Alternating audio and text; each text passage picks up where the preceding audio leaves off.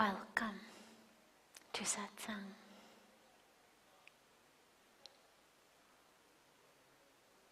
So beautiful to be all together.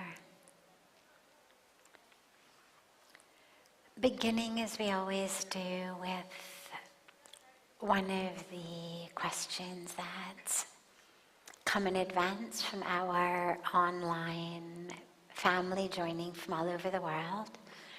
And then we'll open it up to any questions that any of you have. So there's a microphone right here. Feel free to just come up to the mic and share your name, share where you're from, and share your question.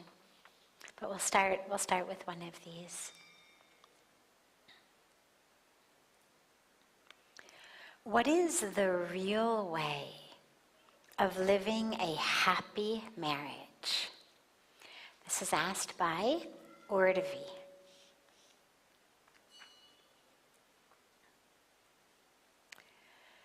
So I always say marriage, relationship at all, is a yoga. It is actually a spiritual practice. A lot of people have this misunderstanding that either you choose a spiritual path or you choose the path of getting married and having a job and kind of this worldly life. And that's actually an incorrect assumption.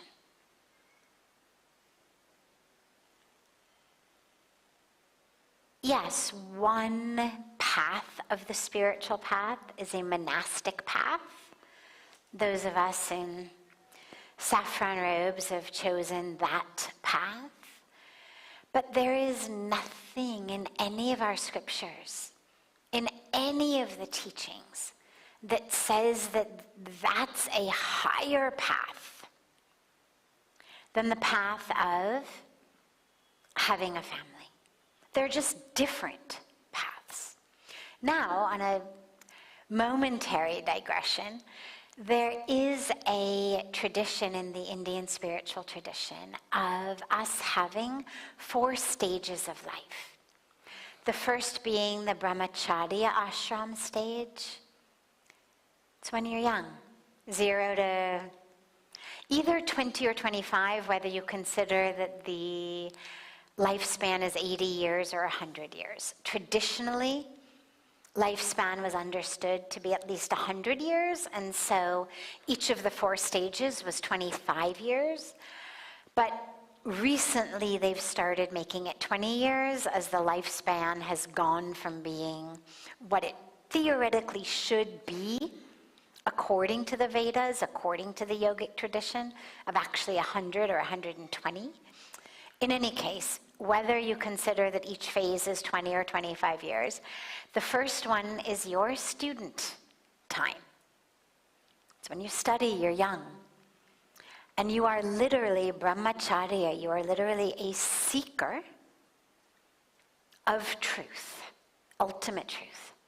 Not just reading, writing, arithmetic, not just your multiplication tables, but actually a seeker of ultimate and complete truth. Excuse me. The second stage is the grihastha ashram stage, this married life. That's the stage you have a job, you get married, you have kids, you do that role. The third stage is called the vanprastha ashram stage, and that's traditionally around retirement age, in which your kids are grown, they've graduated, in many cases they've already got married on their own, maybe they even already have kids, but you no longer need to tend to them like a helicopter parent. They're able to take care of themselves. And that's when you start shifting from this constant attachment, constant engagement in the children's lives or in your work, into shifting more, traditionally they speak about it as shifting into the forest. But it doesn't actually have to be a literal physical forest. It can be the forest of your own mind, shifting from the get more, make more, be on top, have everything, compete, make the neighbors jealous, that sort of in the world phase, into this Vanprastashram. You're moving away, forest dwelling, physically and in the mind stage. And then the final stage is the sannyas stage, total renunciation. That's what many of us have chosen to actually go into much earlier. That's the monastic tradition. And basically what it says is the last phase of your life, however you've lived prior to that, in this landing phase of life before you leave your body, is the time to stop focusing on that which you're leaving behind and start focusing on the next phase of your journey. It's like when you're on an airplane, whether it's a short airplane ride or a long airplane ride, there's always this phase at the end where they say, okay, everybody, we're starting to land, get your seat back upright, fold your tray table, put back your hand luggage, whatever you've taken out. Means stop acting like we're on a long flight, put away your laptop, take off your headphones. We're landing. Get ready to land, pack up, put your shoes back on. Comb your hair, whatever you need to do before you walk off this plane, do it now because we're landing soon. And so that sannyas phase is seen as that last phase of life, as in, you're landing soon. This journey is coming to an end. Stop focusing on what you're doing on the journey and start focusing on getting off the plane, metaphorically, leaving behind the body. Focus on that which is going with you, the soul. So it's a time where you are shifting focus from body accumulation, achievement, house, car, etc., to the soul, consciousness, that which is gonna travel. So that's the slight digression for a moment, and it's important because when you talk about sannyas or a monastic renunciation, while it is most definitely not that which any scripture, anybody says, as I began with, nobody says, oh, this is higher, you need to live like that to be spiritual. We all are actually expected eventually in the last stage of our life to shift into that. But that's the aside. Going back to married life. So here you are in your married life, in your grihasthashram phase. It's not meant to be that which is separate from your spiritual practice. It's actually a yoga. It is a way of uniting with the divine. And that's where we use our married life. Number one, it's so useful in so many ways. Number one, it shows you on a psychological, emotional, mental, and spiritual level where you're stuck and blocked. It's why so many of us can deal with pretty much anything that anybody outside says or does, but oh my God, we get home and our husband or wife or our kids or our parents or our in-laws, they're the ones with the power to really make us angry. It's why so many of the satsang questions are not about how do I deal with the annoying checkout lady at the grocery store, but how do I deal with my spouse? Or how do I deal with my kids? Or how do I deal with my parents? Some random person is annoying? Okay, no problem. But my spouse does this? It's enough to give you an ulcer. But it's a yoga. And so the spiritual teachings are the same, which is you are not meant to be focused on this other person's words or actions, not meant to be attached to them, not meant for your emotional and psychological well-being to be wrapped up. in the actions, in the words.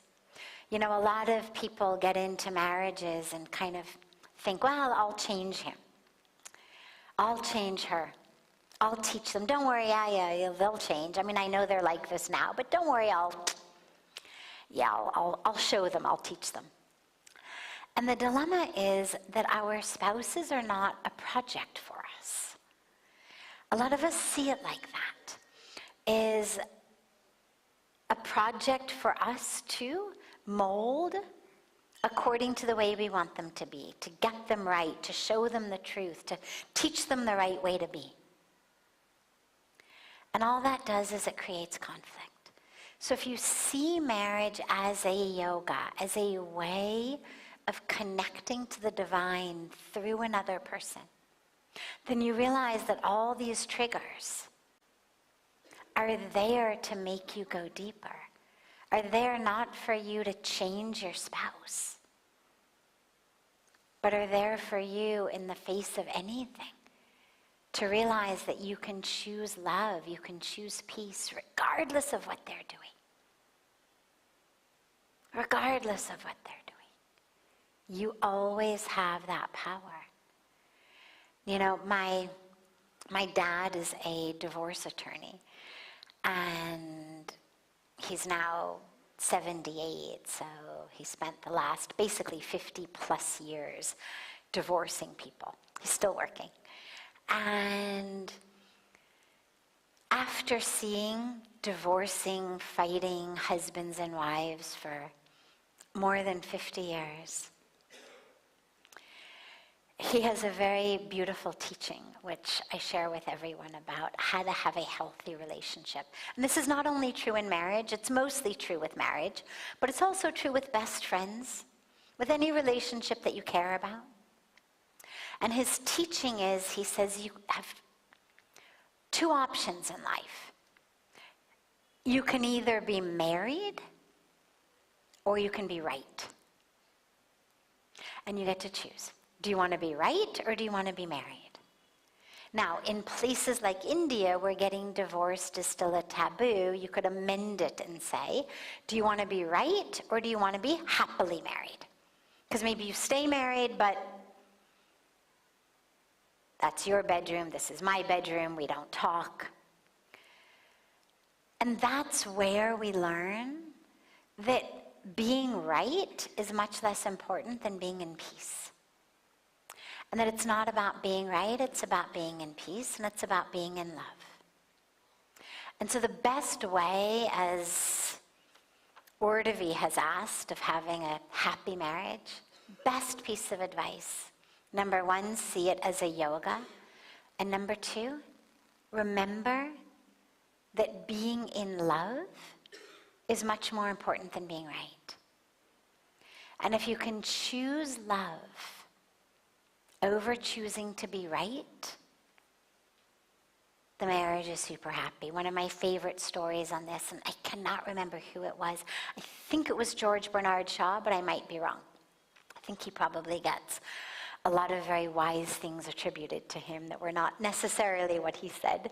But in any case, it's a story of a very wise man who had been married to his wife, a famous person, who had been married to his wife for 50, 60 years. And he was doing a TV interview on one of their big anniversaries, 50th anniversary or 60th anniversary. And the interviewer asked him, you know, what's the secret of your happy marriage? And he said, well, you know, when we got married, we made an agreement that I would make all of the big decisions in our life, and my wife would make all of the little decisions. And he said, and I'm very happy to tell you that in 50 years of marriage, we've never had to make a big decision.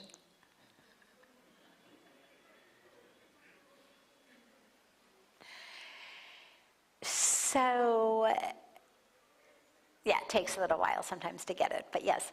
So that's really the key.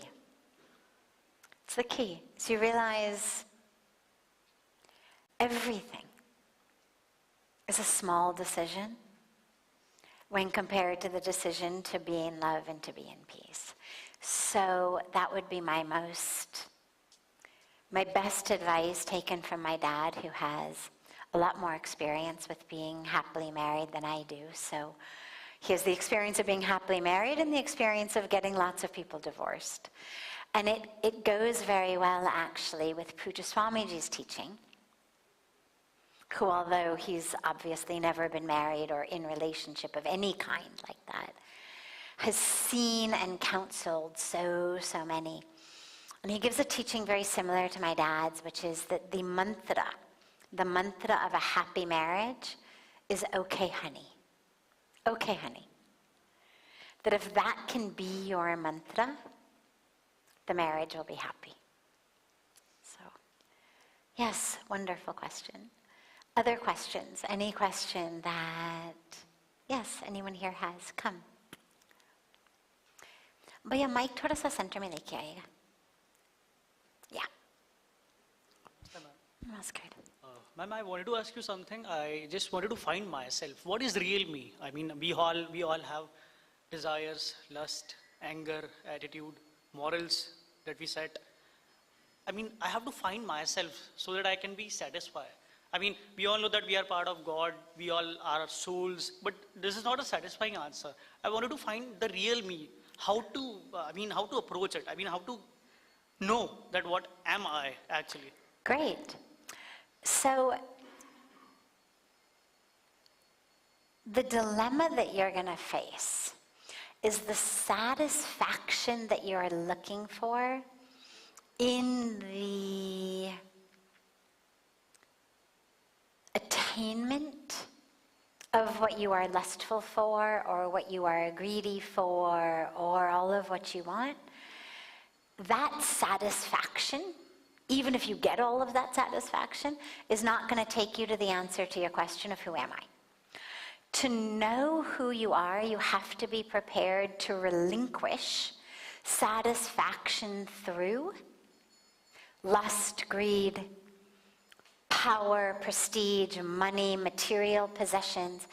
If you've got in your mind that the real you is going to somehow emerge through the attainment of that, then you're just going to run farther and farther from yourself. And yeah, the reason it's frustrating when we're told just, oh yeah, you're the soul, it's frustrating because you don't experience it. It would be like you sitting there hungry and me taking a menu and going, so there's pasta primavera, and it's made with sautéed broccoli and beautiful olive oil, and there's also sag made fresh with all of the spinach and beautiful sag, and we have wonderful chapatis, and we have beautiful vegetables and dal. And now, if you're hungry, that's just going to make you more and more frustrated. Because all I'm doing is essentially making you more and more aware of the empty experience that you have in your stomach. And if I would just stop talking, maybe you could ignore it for a little while. The same frustration when we get told you are the soul and we are experiencing emptiness inside, that we at least temporarily kid ourselves into thinking that we can fill with, a nice chocolate cake or some good sex or a new shopping spree or whatever it may be.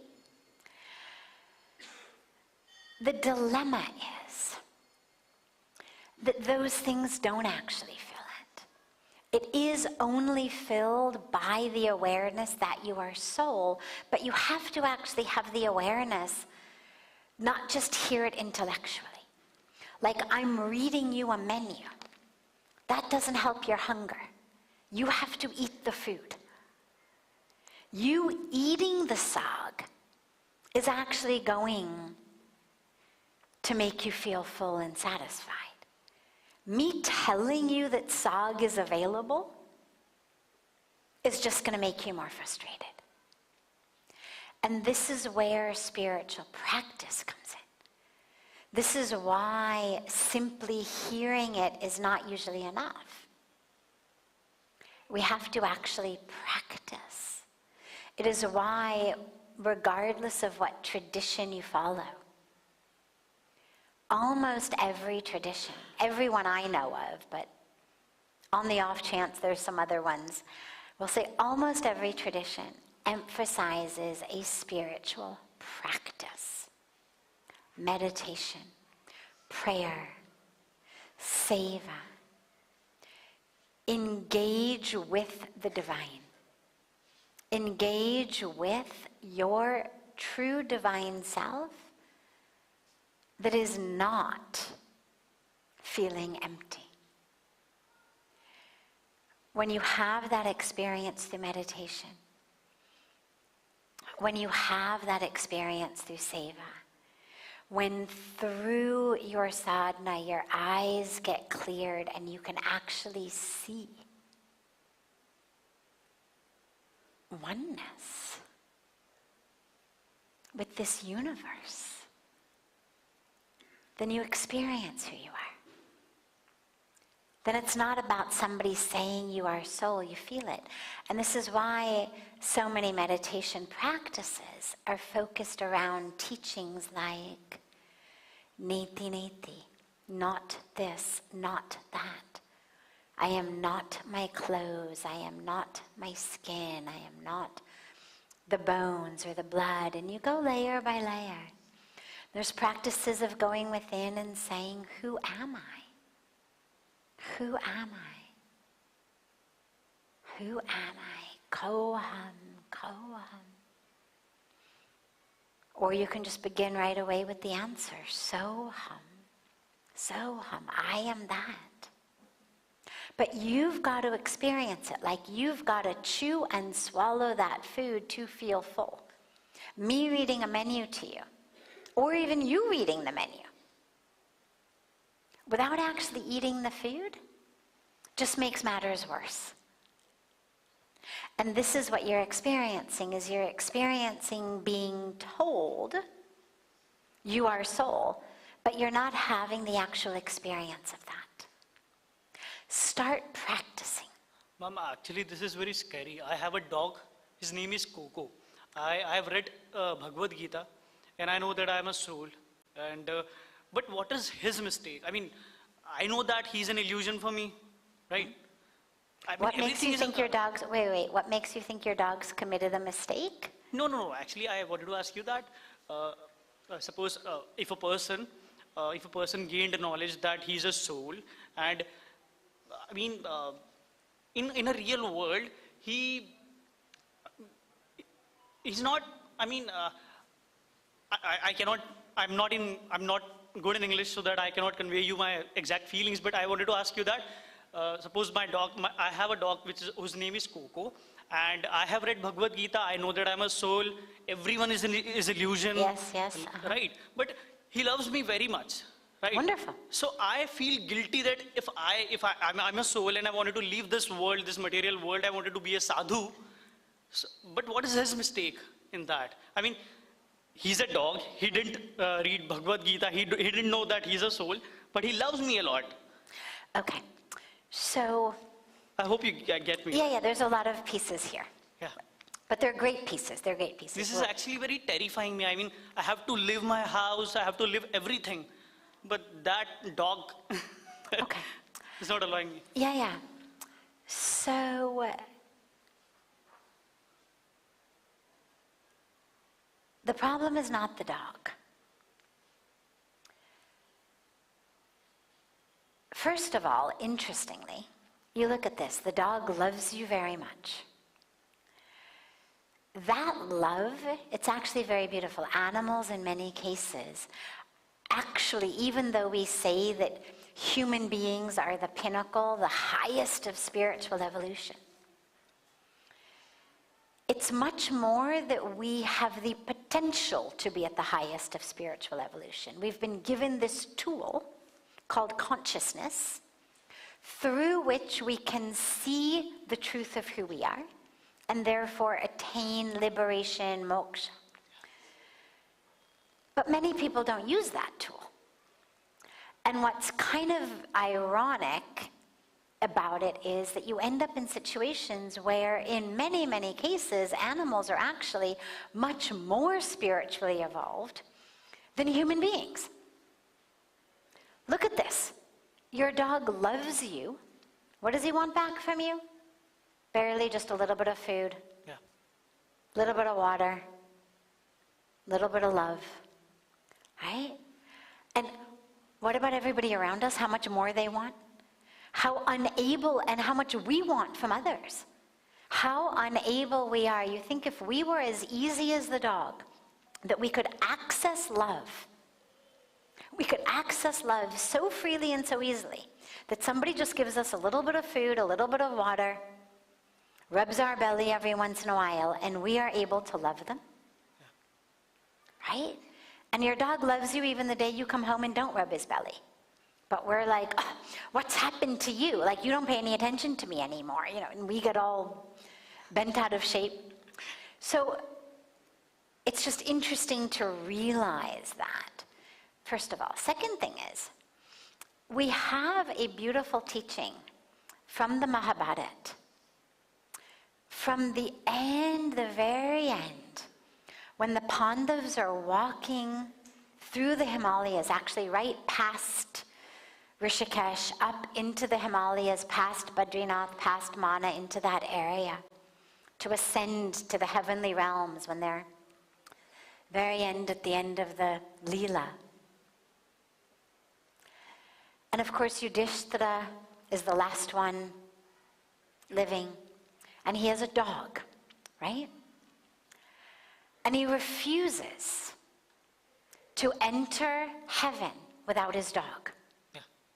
And of course, it turns out that it was a test and a different story. But you look at this. He is the most highly evolved soul, highly evolved being, ascending into the highest realms of heaven and celestial realms. And he was not prepared to leave the dog. So I don't think that there's any reason that your spiritual path has to include leaving behind your dog. One of the reasons that any guru who's really a guru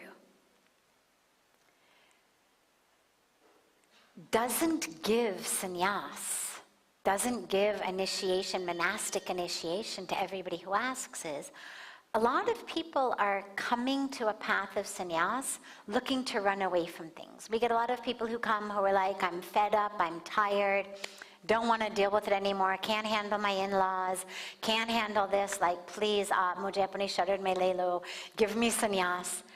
And he says, no way. No way.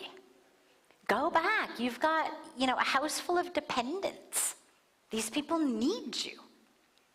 If you are not there, how they will eat? You are the breadwinner. You've got little kids at home. You've got a wife who's not working. If you leave them, what do you expect is going to happen to them?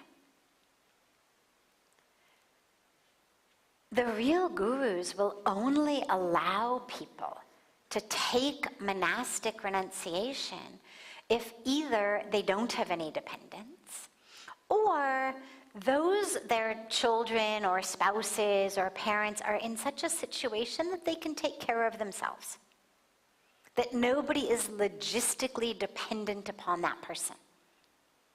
Because otherwise, it's relinquishing your dharma. As a husband, for example, it is your dharma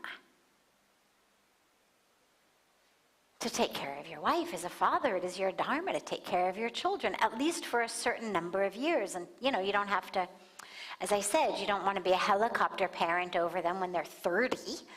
But, you've got to get them through at least childhood, teenage years.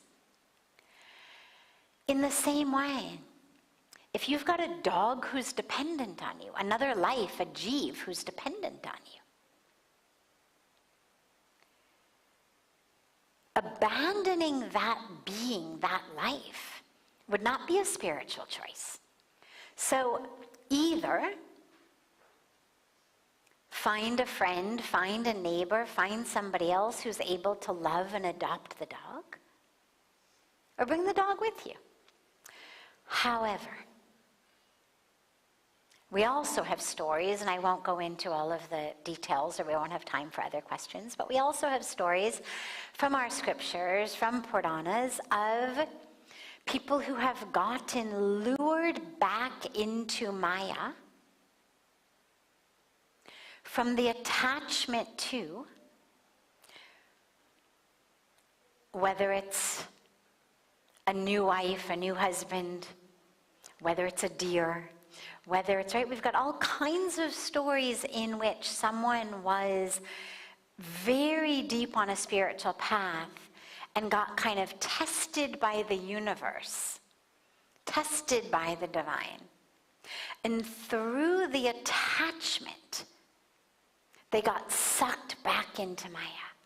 So actually, these relationships give us a beautiful opportunity to practice compassion and love without attachment. Yeah. You taking care of this dog is a compassionate act. It doesn't have to be something that harms you spiritually. As long as you don't let yourself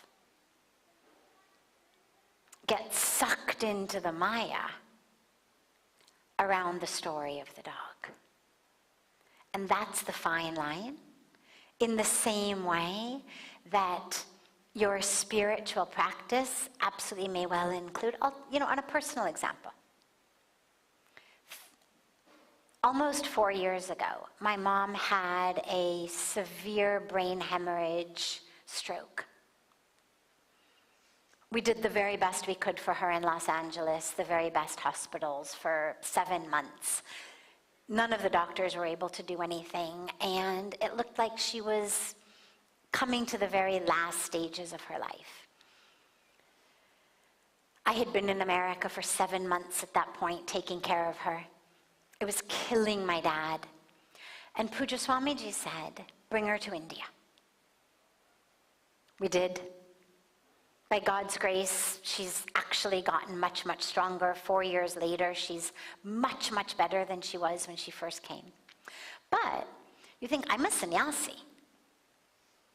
And yet, my guru says to me, bring your mother. Right? Because the path of sannyas, although traditionally, it's renunciation, but it's a renunciation of the way that the attachment keeps you stuck. It's not a renunciation of compassion. The other option is you leave her in LA, let my dad, suffer to try to take care of her, let her suffer. That's not the compassionate way. Being a sannyasi doesn't mean you have no family. It means your family expands to include the world. It's a misunderstanding that when you take sannyas, you just abandon family. No. But you go from assuming that family is 2 or 4 people to assuming that the family is the world. But it's not the world minus the ones who gave you birth. And a lot of us make that mistake. Oh, I'm a sannyasi, I'm in seva of the world, service of the world, except those beings who actually gave me birth. Well, that doesn't make any sense. So my guru says, bring your mother. So you look at this, right? I took sannyas 25 years ago almost. June of 2000. 20 plus years after I took sannyas, Guru says, bring mom to Rishikesh. So she's here. Now, I'm not engaged in a way that disrupts my spiritual practice in her moment-to-moment, minute-to-minute care. We have beautiful young women who take care of her. But I go see her every day. Hug her, kiss her, love her. I'm present with her. You will find a way to work with this beautiful animal who has come into your life and who loves you. The beings in our life are there to teach us about love.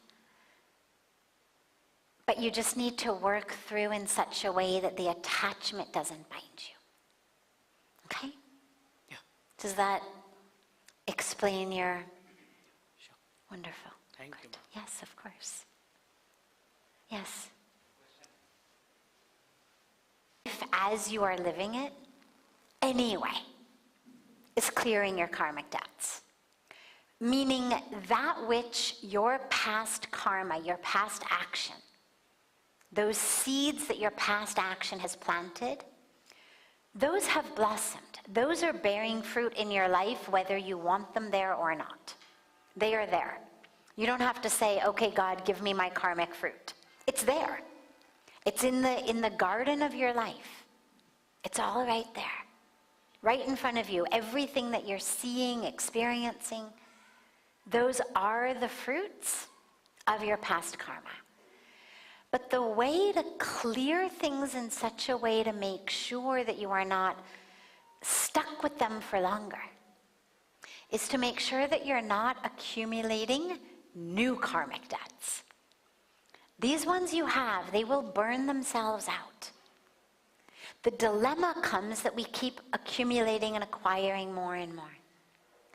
And the solution is surrender. Absolute surrender. This is what Bhagavan Krishna teaches in the Bhagavad Gita. He gives us a very clear mantra on that. He says, Yat karoshi yadashnasi yajchahoshi dadasyat yat tapasyasi konteya tat kurushva madarpanam. Surrender it all. Whatever you do, surrender it to me. Just realize you are the instrument through which action is happening. I am the doer. Surrender. Let go of the doership. Even of the good stuff. A lot of us are prepared to let go of the doership of the bad stuff. Like, oh, that wasn't me, cheating on my taxes or on my spouse or telling a lie. Like, that was just, my past karma and whatnot. But, the meditation I did today. The yagna I did today. The seva I did today. And the mantra teaches us, even your tapas, your yagna, your sadhana, all of that, surrender it to me, you are not the doer. Allow it to happen through you. Be a channel. Be an instrument. It's the only way. Beautiful.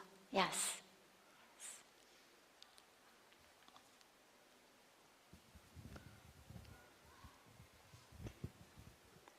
Namaskar.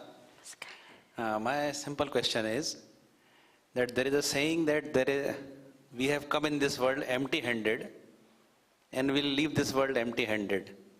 Now this mid-time, when we live in this world, how can we live empty-handed? Because we are going to leave this world empty-handed. So should we accumulate money? Because this is the real challenge before all of us who are living in this materialistic world. Beautiful. And we have to perform our karma also. Yes. So please guide us. Beautiful, beautiful. How do we live empty-handed? When my hands are open, they will automatically become empty. Things are going to be taken, things are going to be given. When I close my hands is when I hold on to things. In this phase between coming into the world empty-handed and leaving empty-handed, things will come through us, and they should, because in the world we're living, money is an energy. You want to eat, you need money. You want a house, you need money. You want a car or even to ride the bus or a rickshaw, you need money. You want medical care, you need money. You want a sweater, you need money. It's an energy. So there's nothing wrong with money. The question is how that money is used. My favorite way of thinking about this is think about Lanka. Right? Lanka was a city made of gold. And you can ask anybody, and I ask this to audiences all the time. Does anyone want to live in Lanka? Like if you could go back and live in Lanka under Ravan, would you go? You could have a house made of gold, would you go? Right? Never. Nobody would. Yes. And yet, Dwarka was also a city made of gold. But Dwarka was presided over by Lord Krishna.